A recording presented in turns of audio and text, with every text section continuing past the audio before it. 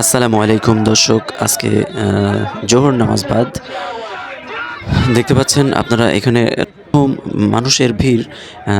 এখানে আজমপুর উত্তরা আজমপুর এলাকা নওয়াব হাবিবুল্লাহ স্কুল গেটের সংলগ্ন থেকে জমাট লাখো মানুষের ভিড়।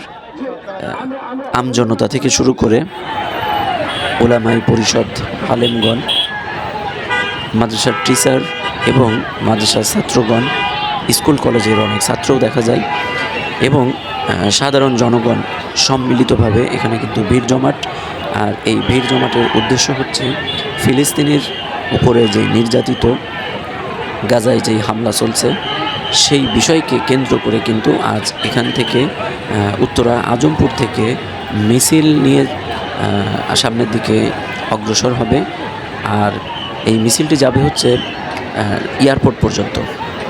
দর্শক, আপনারা দেখতে পাচ্ছেন ওই যে সামনের দিকে ছাত্রদের একটা ভিড় জমাট।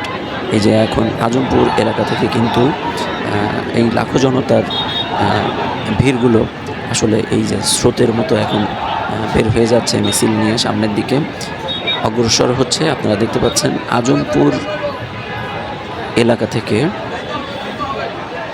আজমপুর নওয়াব হাবিবুল্লাহ স্কুলের গেট থেকে মেইন রোডে উঠে এই যে দেখতে পাচ্ছেন সামনের দিকে এগোচ্ছে মিছিল নিয়ে, এবং মিছিলের স্লোগান ছিল